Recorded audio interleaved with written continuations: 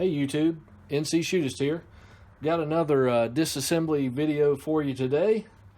Got a interesting little piece of steel here.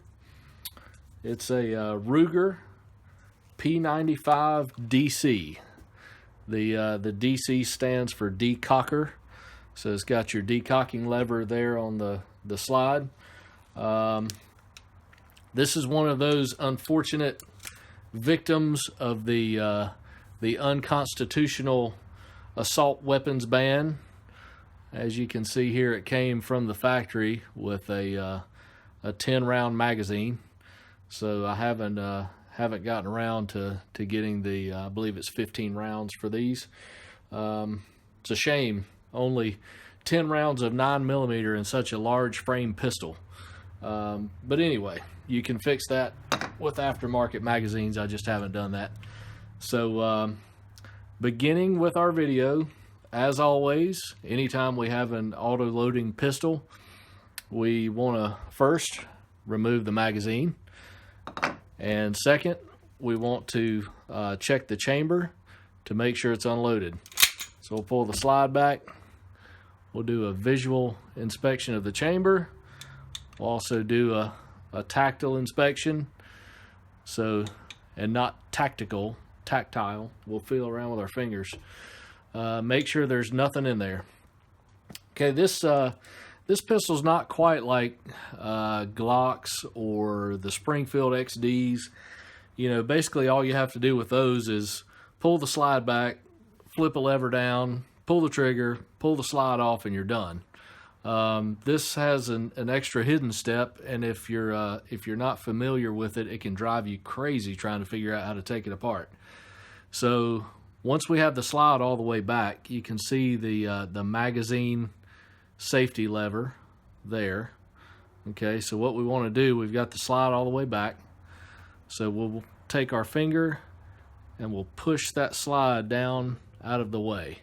Okay, all right, and now what you'll do is you'll pull your slide stop down.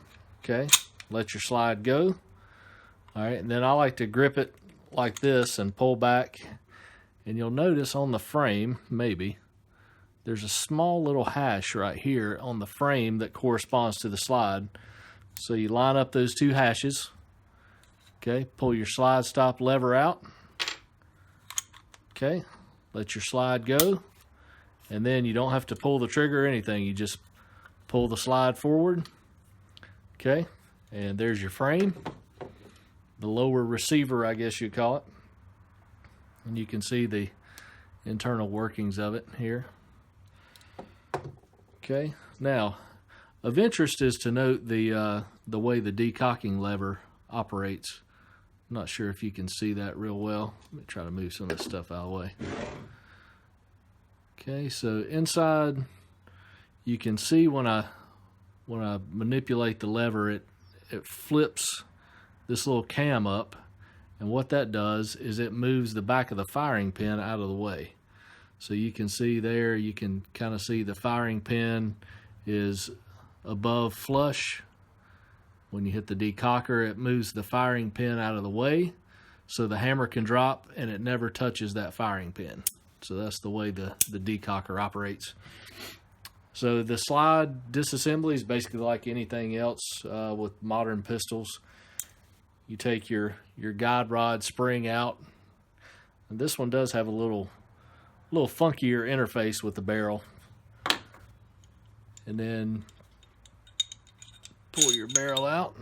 Okay, and that's basically it for, you know, stripping as far as field cleaning goes. I mean, I guess if you wanted to, you could you know, take out some of the internals and do all that, but you know, I don't really think that's necessary unless your gun is really gummed up and jammed up.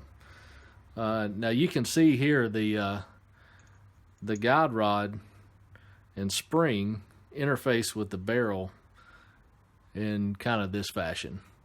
So you'll notice a lot of the other ones, they kind of lock up, you know, at the end of the guide rod and spring and under a barrel bushing. But this has kind of an odd, I don't know, almost like a two-piece lockup system. So again, you know, that's it for field cleaning, stripping, disassembly anyway. So let's reassemble and we'll do our function tests. So take our slide, all right, barrel, slide your barrel in and then all the way back. Okay, take your guide rod and spring assembly, okay, and you will hook it on the front of the barrel, okay, and we'll take our frame and put the slide back on. Okay, again, we want to line up this hash mark, if you can see that, and this hash mark on the barrel. So we'll go ahead and line those up. Okay, and we'll stick our slide stop lever in. We'll let our slide go. Now, here comes another tricky bit. So if you're not, you know, if you're not looking for that magazine disconnect, okay, you can pull your slide back and you'll notice, hey, the hammer, it doesn't stay back. What's going on here? All right, so what you need to do to reactivate that magazine disconnect is go ahead and take your magazine, make sure it's unloaded. Okay, insert it, pull your slide back, and you'll notice that that slide stop lever, or the magazine disconnect lever, is back up in the upright position. Okay, so let's take the magazine out. Always take the magazine out, unless you're shooting. All right, so, okay, again, make sure the chamber's empty, visually, tactily. All right, let your slide go. You'll notice the hammer's back now. Okay, all right, cock it again, pull it. All right, let's test reset. And you'll notice this this pistol has an enormous amount of take up on the trigger. So I'm starting here, I'm all the way here, but the trigger brake is extremely good. You know, if you're looking at single action, it's quite a pull to get that trigger going. But double action, there's a lot of take up, but once you get to that trigger point, trigger engagement, it's very, very nice, crisp trigger brake. Let me show you how the decocker works again. So again, you can see the back of the firing pin there. So once you hit that decocker on the side, moves the firing pin out, and the hammer drops and never makes contact with the firing pin.